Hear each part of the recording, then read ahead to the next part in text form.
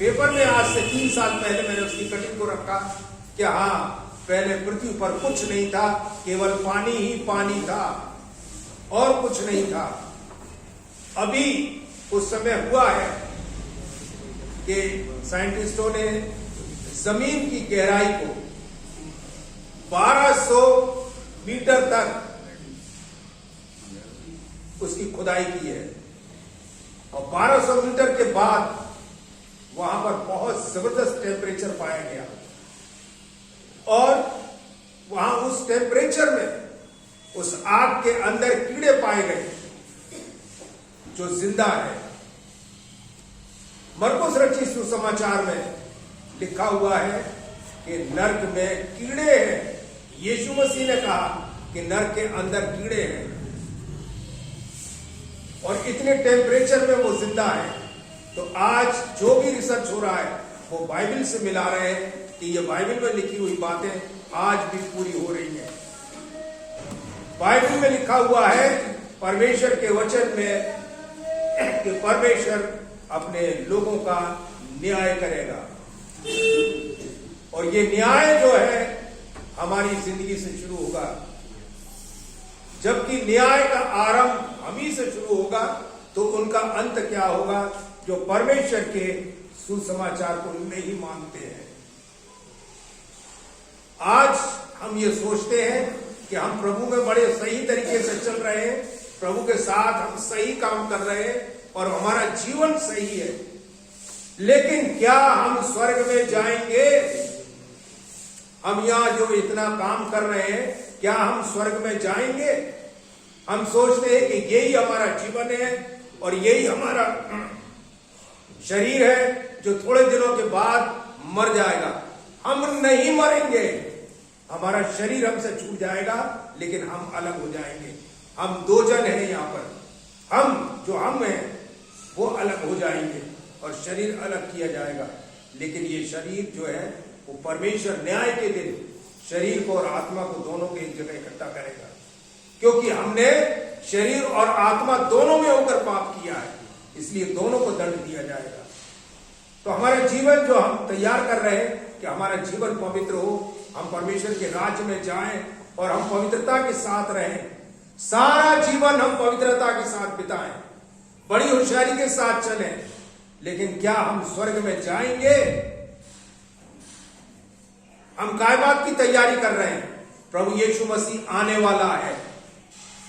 आप जानते हैं कि जितनी बातें परमेश्वर के वचन में लिखी है वो सब पूरी होती चली जा रही है।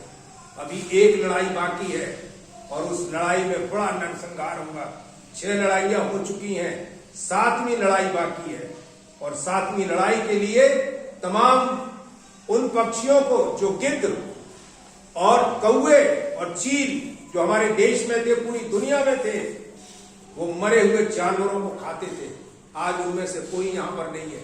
हर एक गिद्ध, हर एक चील, यानी वो पक्षी जो आदमी को खाने वाले हैं, जो ढोरों को खाते थे, मरी हुई लाशों को खाते थे, वो आज यहाँ पर नहीं है।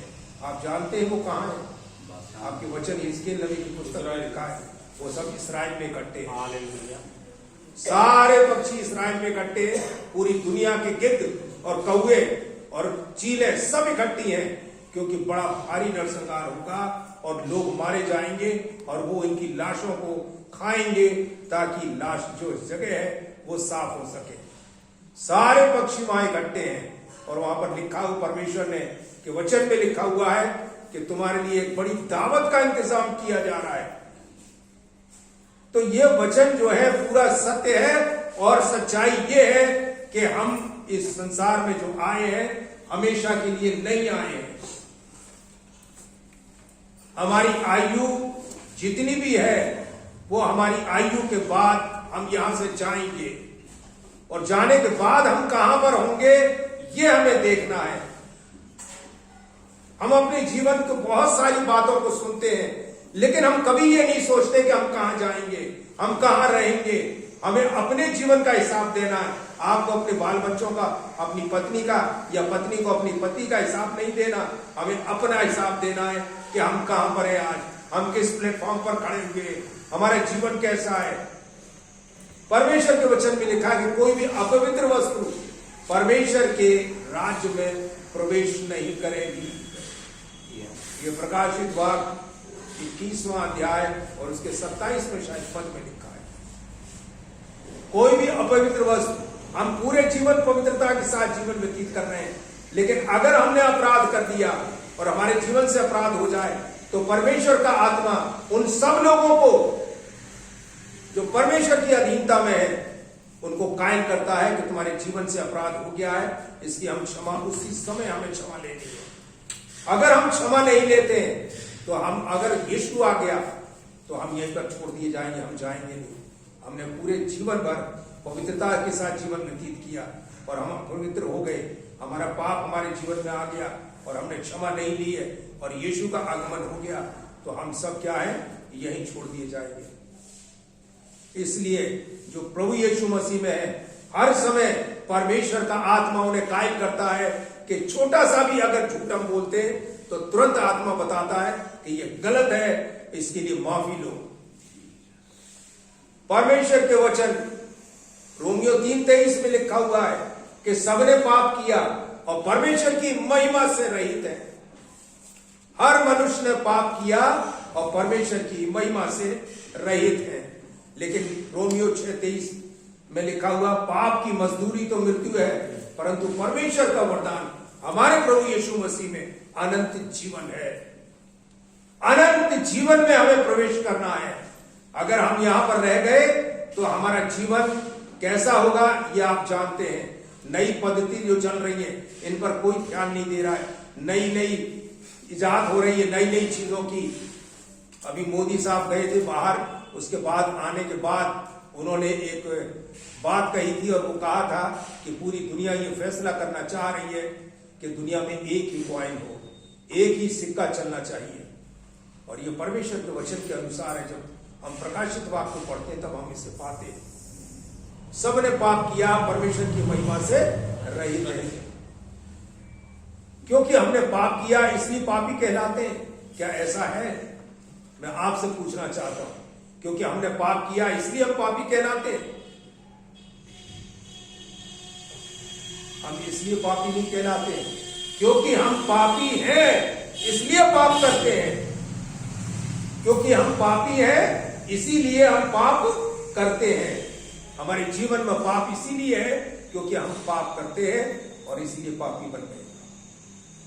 पाप हमारे जीवन से होता है क्योंकि हम शुरू से पापी हैं, पाप में हमारा जन्म हुआ, इसलिए हम पाप करते हैं। ये नहीं कि कोई मनुष्य बिल्कुल पैदा हुआ है, बिल्कुल पवित्र है और जब वो पाप करेगा तब पापी कहलाएगा। वो बचपन से पापी है क्योंकि आदम और हव्वा ने पाप किया था। हमारे जीवन में बहुत सारी ऐसी घटनाएं होती हैं जिसमें हम अपने आप को पापी महसूस करते हैं कि हमसे पाप हुआ है और हम जो है परमेश्वर के योग्य नहीं है। परमेश्वर ने हमें बनाया और जिस चीज को हम बनाते हैं, जिस चीज को मनुष्य ईजाद करता है, उसकी बड़ी हिफाजत करता है। हम कोई भी चीज, एक बच्चा खिलौना बनाता है ना, अगर उसका खिलौना भी तोड़ दिया जाए, चाहे भले ही उसने कागज से कुछ बनाया हो, वो रोता है क्योंकि उसने मेहनत की है, इसलिए वो रोता है। हमारे परमेश्वर ने हमें बनाया है। अभी पादी साहब बता रहे थे कि ना मनुष्य को छठवें दिन बनाया गया, तो हम जो बनाए गए हैं उसके लिए परमेश्वर दुखी होता है। नरक हमारे लिए नहीं बनाया गया है, नरक बनाया गया है उनके लिए जो परमेश्वर के दूत थे, जो गिरा दिए गए थे, उनको नरक में डाला गया है। नरक हमारे लिए नहीं बनाया गया, लेकिन हम नरक का रास्ता लेते हैं। हम ऐसा काम करते हैं कि हम नरक में जाने के योग्य बन जाते हैं कि हमें नरक में भेजा जाए। जब मनुष्य ने इतना अपराध किया तो परमेश्वर ने उसे नष्ट कर दिया, लेकिन बाद में फिर मनुष्य का जीवन वैसा ही हो गया और आज भी वही जीवन है कि आज मनुष्य इतने अपराध कर रहा है कि अपराधों को स्वीकृति दे दी गई है कि तुम अपराध करो। दीपक मिश्रा सुप्रीम कोर्ट के चीफ जस्टिस, जिनकी 5 बेंच में ये फैसला किया गया था कि अपराध जो है अब अपराध नहीं है, ये समलैंगिक अपराध नहीं है, स्त्री स्त्री से विवाह करेगी अपराध नहीं है, पुरुष पुरुष से विवाह करेगा अपराध नहीं है। ये हमने अपनी वीडियो में डाला था। कोरोना क्यों हुआ है, 23 देशों ने स्वीकृति दी है कि ये अपराध नहीं है।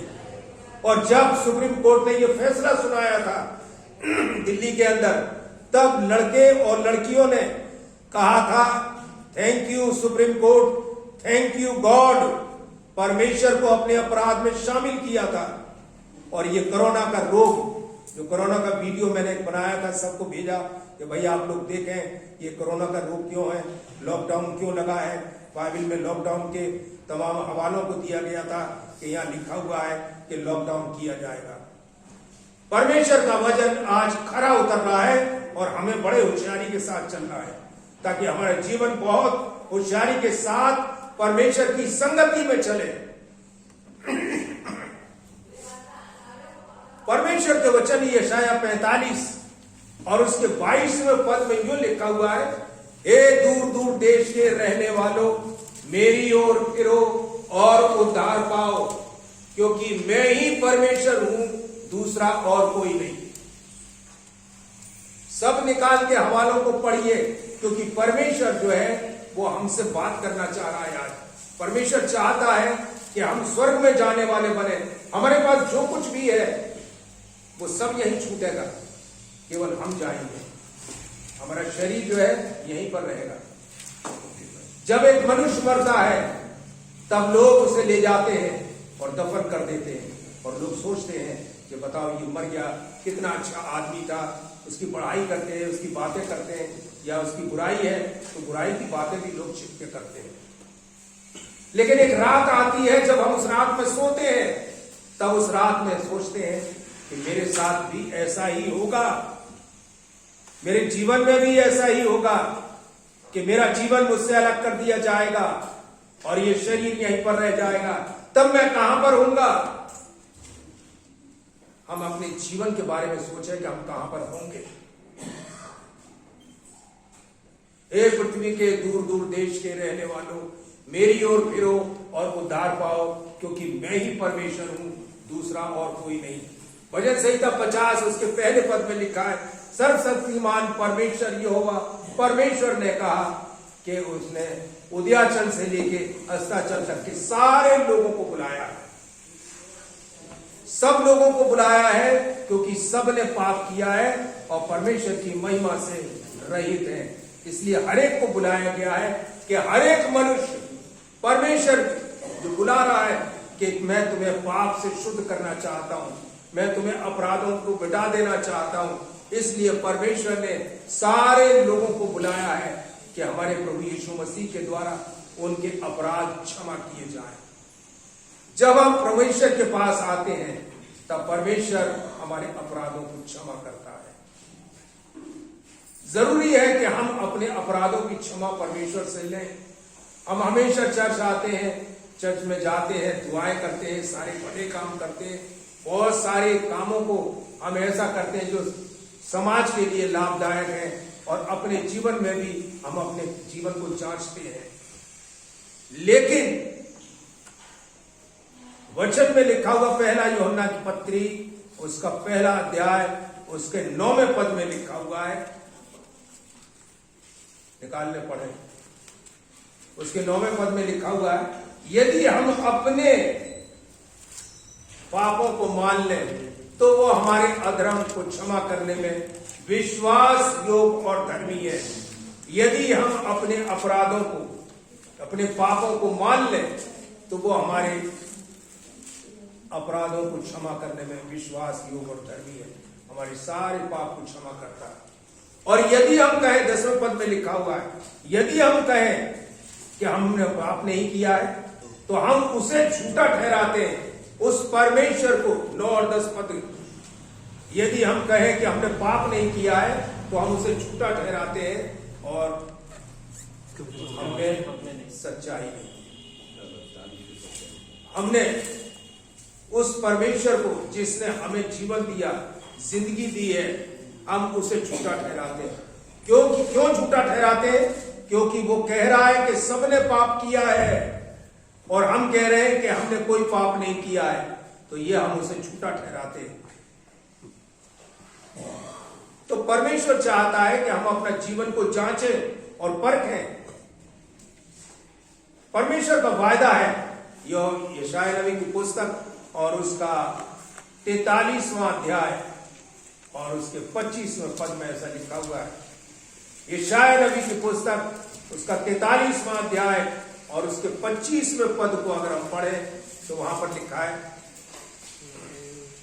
मैं वही हूँ जो अपने नाम के निमित्त तेरे अपराधों को मिटा देता हूँ। हाँ, मिटा देता हूँ, मिटा दिया नहीं है, हाँ, और तेरे पापों को स्मरण ना करूंगा। मैं तेरे पापों को स्मरण नहीं करूंगा। वायदा है ये परमेश्वर का, मैं अपने नाम के निमित्त तेरे अपराधों को मिटा देता हूं और तेरे पापों को फिर स्मरण न करूंगा। यदि हम अपने अपराधों की क्षमा लें परमेश्वर से, अंगीकार करना है हमें कि हम पापी हैं और प्रभु हमने ये अपराध किए हैं, हमारे अंदर ये बुराइयां थी, हमारे अंदर ये कमियां हैं, उन सब का हमें अंगीकार करना है। क्योंकि जब हम अंगीकार करते हैं तो अपने जीवन के सारे पापों को जो हमने किए हैं परमेश्वर के सामने रखते हैं। हर एक पाप जो हमें याद है, स्मरण है, हमें अंगीकार करना है कि मैं पापी हूं। और अगर हम जीवन भर परमेश्वर की स्तुति और आराधना करते रहे, जीवन भर हम समय से गिरजे आते रहे और परमेश्वर के साथ चलते रहे, तो हमारा जीवन धार्मिक हो, लेकिन हम स्वर्ग में नहीं जाएंगे। क्योंकि कोई भी पवित्र चीज स्वर्ग में, अपवित्र चीज स्वर्ग में नहीं जा सकती। क्योंकि स्वर्ग जो है वो पवित्र है और वो परमेश्वर का स्थान है। हमें स्वर्ग में जाने के लिए अपने अपराधों को मानना है और स्वीकार करना है कि हमने ये अपराध किए हैं, और उसके बाद उन अपराधों को हमें जानबूझकर नहीं करना है। हमसे जब गलती से जब अपराध होंगे, क्योंकि हम मनुष्य अपराध हो जाते हैं, लेकिन परमेश्वर का आत्मा जब हम प्रभु यीशु मसीह में आ जाते हैं, जब हम अपने पापों का इकरार कर लेते हैं और उन्हें मान लेते हैं, तब परमेश्वर हमें एक नया जीवन देता है और हमारा आत्मा और परमेश्वर का पवित्र आत्मा हमें कायल करता है कि हमसे गलतियां हो रही हैं, हम गलतियां कर रहे हैं, तो उसी समय हमें क्षमा ले लीजिए। क्योंकि प्रभु यीशु मसीह का आगमन शीघ्र होने वाला है। आज से कई साल पहले, 40 साल पहले यीशु मसीह के बारे में इतना प्रचार नहीं किया जाता था कि यीशु आने वाला है। अभी क्यों प्रचार हो रहा है? अभी इस समय हम वो लोग हैं, हम उस पीढ़ी के लोग हैं जो प्रभु यीशु मसीह को आता हुआ देखेंगे, और या हम मर गए तो हम प्रभु यीशु मसीह के साथ स्वर्ग में पहले उठाए जाएंगे, और बाद में जो जीवित है विश्वासी है वो उठाए जाएंगे। तो समय पूरा हो गया, सारे निशानात, सारी बातें वही हो रही हैं जो परमेश्वर के वचन में लिखी हुई है। ये विषय दूसरा है, हम फिर कभी इस पर बयान करेंगे, लेकिन हमें तैयार रहना है। नीति वचन 28:13 में लिखा है, जो अपने अपराधों को मान लेता है और छोड़ भी देता है, उस पर दया की जाएगी। जो अपने अपराधों को मान लेता है और छोड़ भी देता है, उस पर दया की जाएगी। पढ़े सब कोई निकाल के 28 जो अपने अपराधों को लिखा होगा छिपा रखता है, जो अपने अपराध छिपा रखता है उसका कार्य सफल नहीं होता, परंतु जो उनको मान लेता और छोड़ भी देता है, उस पर दया की जाएगी। हाँ, जो अपने अपराधों को छिपा के रखता है।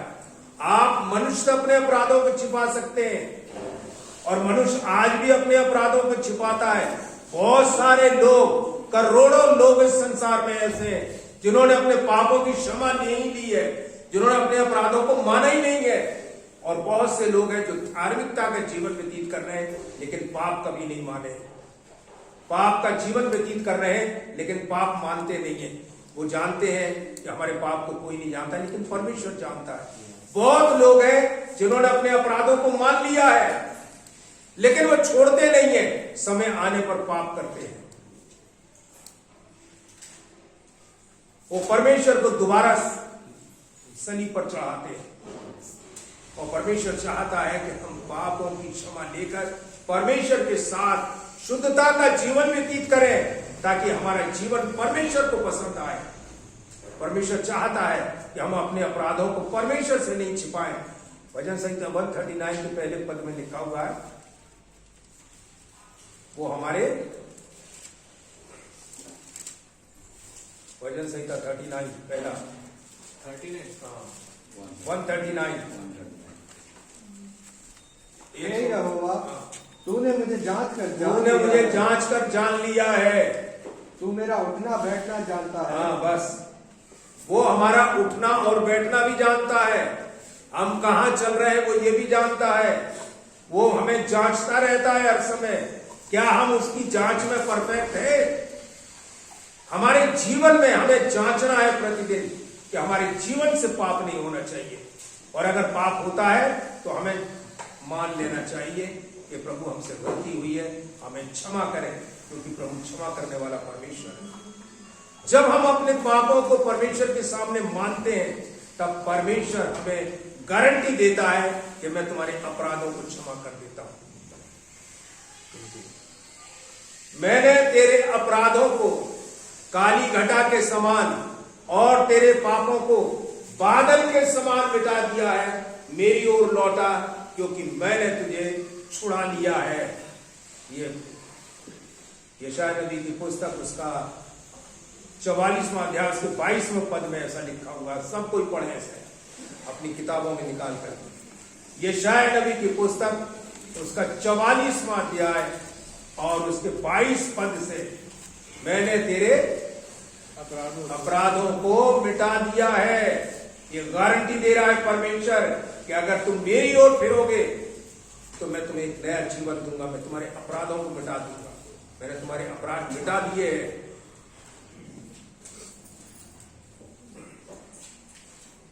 तो परमेश्वर हमें एक गारंटी देता है कि वो हमारे पापों की क्षमा करेगा और हमें जीवन देगा और हमें आशीषित करेगा, ताकि हम परमेश्वर की राह में सही तरीके से चल सकें। हमारा जीवन इसीलिए तैयार किया, प्रभु यीशु मसीह ने अपना प्राण हमारे लिए दिया, ताकि हम विश्वास करें कि जैसे प्रभु यीशु मसीह जीवित हुआ, वैसे हम भी जीवित किए जाएंगे, हम भी जीवन पाएंगे। मरने के बाद हमारे पास एक जीवन है। बहुत सी बार हम सोचते हैं कि मरने के बाद सब कुछ खत्म हो गया। नहीं, एक नया जीवन शुरू होता है। या तो हम नरक में जाएंगे और या हम स्वर्ग में जाएंगे। जो लोग स्वर्ग में जाएंगे उनका न्याय नहीं है। ये रोमियो 8:1 में लिखा होगा, जो प्रभु यीशु मसीह है उन पर दंड की आज्ञा नहीं है।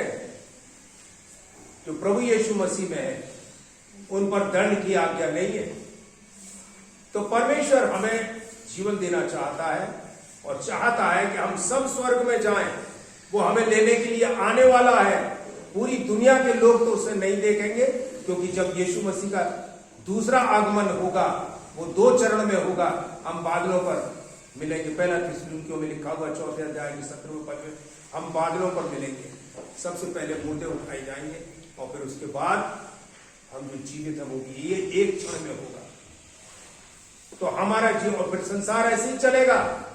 लेकिन संसार में क्या क्या होगा, ये सब बातें फिर कभी हम बताएंगे, क्योंकि परमेश्वर चाहता है कि पहले हम शुद्ध बन जाएं, परमेश्वर की महिमा करने वाले बने, उसकी स्तुति करें, उसकी बढ़ाई करें, क्योंकि वो हमें गारंटी देता है कि मैं तुम्हारे अपराधों को मैंने क्षमा कर दिया है। मेरी ओर लौटा, क्योंकि मैंने तुझे छुड़ा लिया है, पाप से बचा लिया है।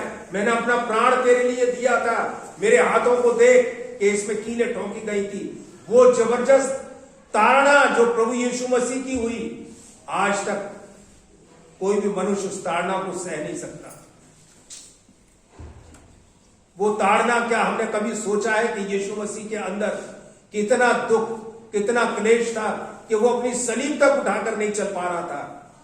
और इसीलिए एक मनुष्य को पकड़ा गया जिसका नाम जो कुरेनी का था, उसको पकड़ा कि इसकी सलीब को ले चले।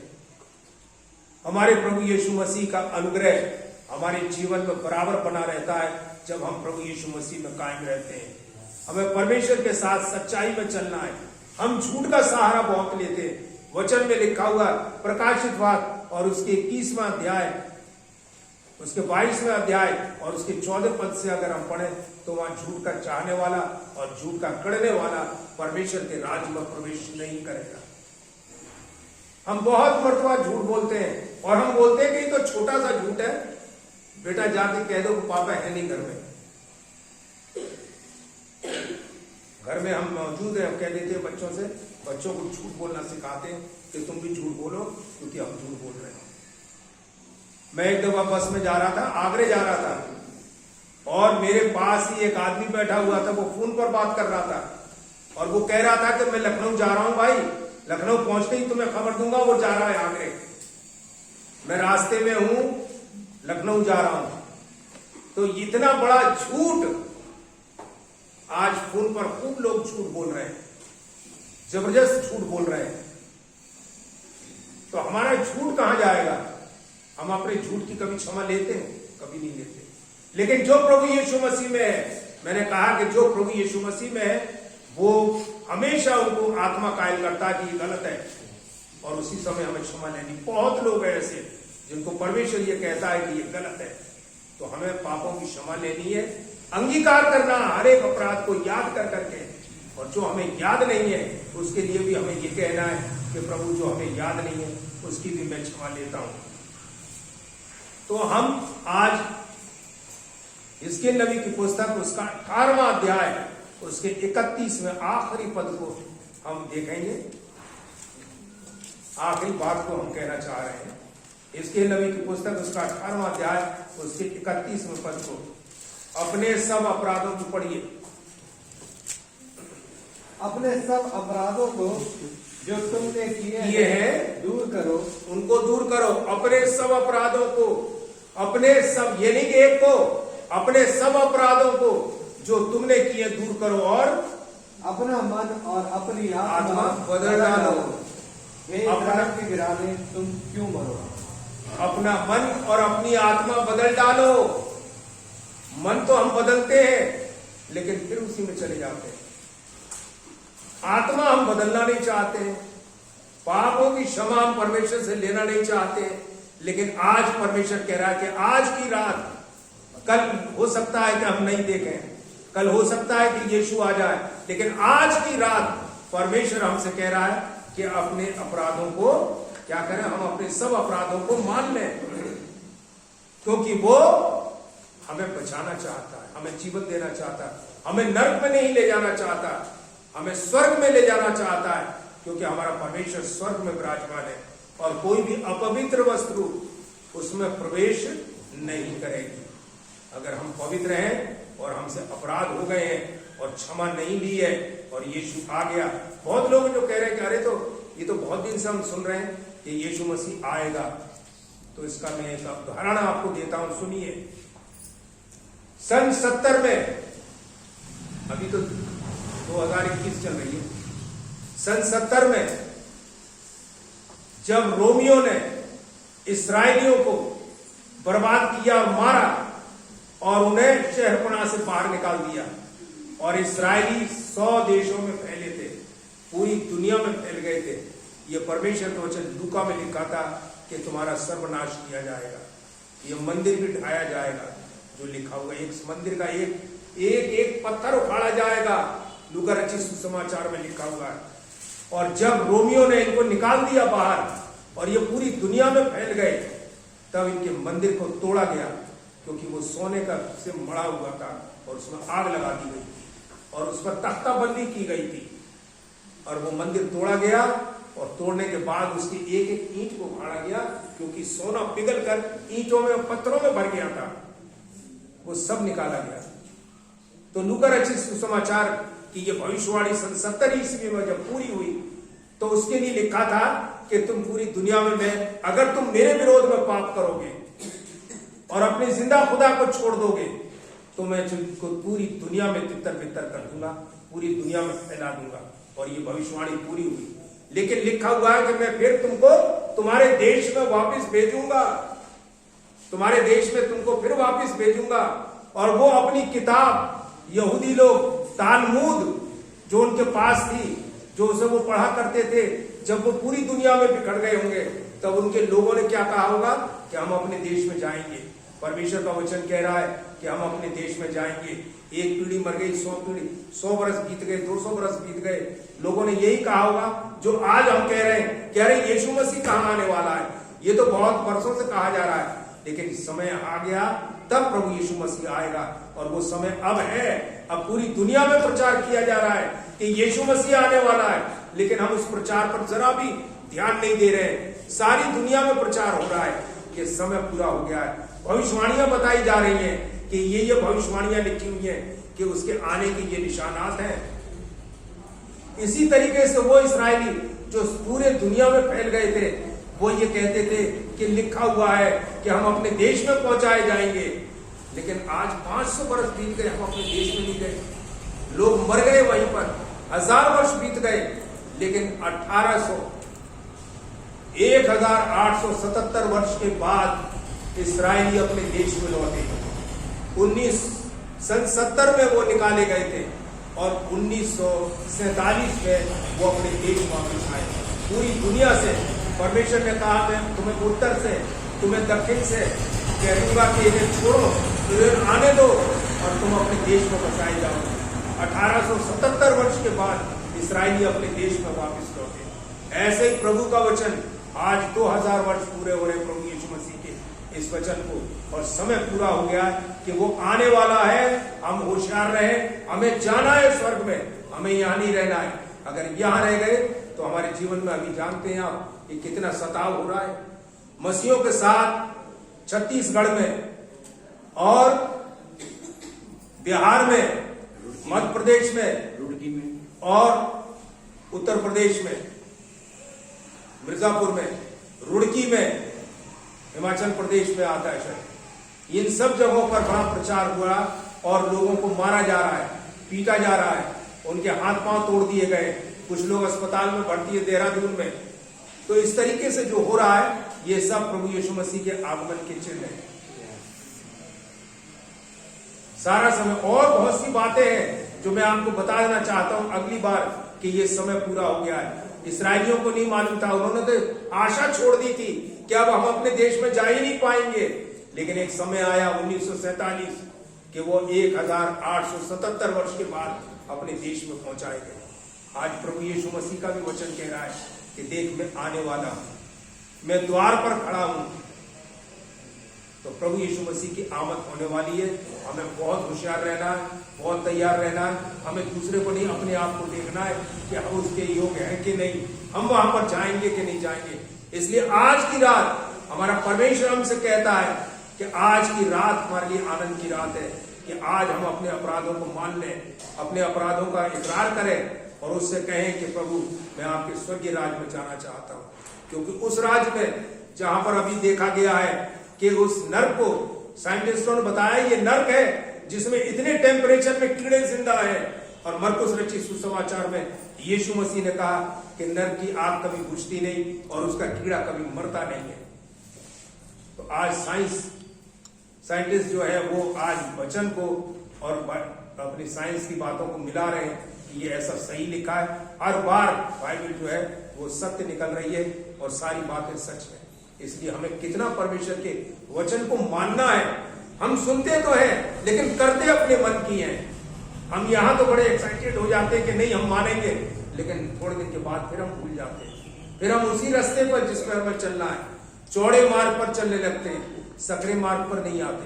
परमेश्वर चाहता है कि उसने जो मार्ग बताया है कि सकरा है वो मार्ग जो स्वर्ग को पहुंचाता है। तो हमें परमेश्वर की आज्ञा का पालन करना है, मानना है। और अगर हम आज्ञा नहीं मानते हैं तो हम परमेश्वर के योग्य नहीं है, क्योंकि परमेश्वर चाहता है कि हम उसकी सेवा में अपने आप को समर्पण रखें और अपना जीवन प्रभु यीशु मसीह को दें और उसके साथ संबंध रखें। हमें पहला नंबर परमेश्वर को देना है। हमें सब लोगों के लिए प्रार्थनाएं करनी है। जो लोग मसीह यीशु में हैं उनके लिए हमें प्रार्थना करें, जो नहीं है उनके लिए हम प्रार्थना करें कि प्रभु इनको अपने राज्य में लाइए, इनके जीवन में परिवर्तन करिए। छत्तीसगढ़ में वो स्त्री कितना तंग कर रही है कि लोगों को मार रही हो, कोई कानून उसके ऊपर लागू नहीं हो रहा है और दनादन वो लोगों को मार रही है, पीट रही है, सब जगह पहुंच जा रही है। अभी एक हफ्ता हुआ 1500 आदमियों ने हिंदू धर्म को छोड़ दिया और वहां किताबें रख के उनके ऊपर हाथ रख के अनाउंस किया कि हम हिंदू नहीं है, हम तो आदिवासी हैं, हम तो प्रकृति की पूजा करते हैं, हम हिंदू धर्म को छोड़ रहे हैं। आज ज्योति शर्मा वहां पर नहीं जा रही है मना करने कि भाई तुम ऐसा क्यों कर रहे हैं, लेकिन मसीहों के ऊपर जोर चलाया जा रहा है। तो परमेश्वर इन सब विरोधियों को जो आज विरोध कर रहे हैं, यही परमेश्वर की सेवा करेंगे, यही देश में बताएंगे कि प्रभु यीशु मसीह आने वाला है, यीशु मसीह ही सच्चा परमेश्वर है, यही लोग प्रचार करेंगे। ज्योति शर्मा का जीवन एक हफ्ते के अंदर या तो बदलेगा या वो अपनी उसी जगह पर रहेगी जिस जगह है, लेकिन उम्मीद है कि उसका जीवन बिल्कुल बदल जाएगा। उसको जो लेटर लिखा गया है उसमें ऐसी बातें लिखी गई हैं जो उसने कभी ना सुनी होंगी और ना कभी देखी होंगी। तो परमेश्वर अपने बंदों को बचाएगा और हम उन सब के लिए प्रार्थना करें। जो लोग सताव में हैं उनके लिए हम प्रार्थना करेंगे, तो परमेश्वर उनको आशीषित करे और हम सब भी परमेश्वर की अधीनता में रहकर अपने जीवन को बसर करने वाले बने। आइए हम प्रार्थना करें। परम पिता परमेश्वर, अनुग्रहकारी दयालु ईश्वर, पिता तू जानता है कि ये कलीसिया तेरी है और तेरे लोगों का पिता परमेश्वर नाम ले लेकर बहुत लोग प्रार्थनाएं कर रहे हैं और मैं चाहता हूं पिता परमेश्वर कि हमारी प्रार्थनाएं जो हम कर रहे हैं पिता परमेश्वर वो तुझे ग्रहण योग्य हो। उन तमाम विरोधियों को जो खुदावंद आज विरोध में है मसीह के, पिता परमेश्वर उनको सुसमाचार प्रचार का प्रचारक बना दे ताकि वो तेरे वचन को प्रचार करें और बहुत लोगों को मसीह बनाए और पिता परमेश्वर अपनी गलतियों को तेरे सामने मान ले, क्योंकि तू चाहता है कि हम हर एक विरोधियों के लिए प्रार्थना करें, अपने सताने वालों के लिए प्रार्थना करो। तो पिता परमेश्वर तेरे वचन के अनुसार जैसा कि तेरा वचन कहता है कि हम उनके लिए प्रार्थना करें कि उनका जीवन परिवर्तित हो जाए और वो मसीह के लिए चुने जाए और प्रभु का प्रचार जब जब सताव आता है तब तब तेरे लोग पढ़ते हैं। तो पिता परमेश्वर तू अपने लोगों को बढ़ा रहा है, इसके लिए मैं तेरा धन्यवाद देता हूँ। हम सबों को आशीषित करिए, तेरा वचन फलवंत हो पिता परमेश्वर, ये हर एक के दिल में जाए और हर एक मनुष्य अपने जीवन को बचाने के लिए प्रयत्न करे और प्रभु तेरे सामने अपना अंगीकार कर ले कि वो खुदावंद तेरा बंदा है और वो अपने अपराधों को छोड़ता है। तो पिता परमेश्वर हम सब पर दया कीजिए और अपने अनुग्रह की दृष्टि निरंतर बनाए रखिए और जीवित रखिए, बुद्धि और ज्ञान और समझ की आत्मा से परिपूर्ण करिए। ये विनती मैं अपने उद्धारकर्ता प्रभु यीशु मसीह तेरे पवित्र मीठे और सामर्थ्य नाम में होकर मांगता हूँ।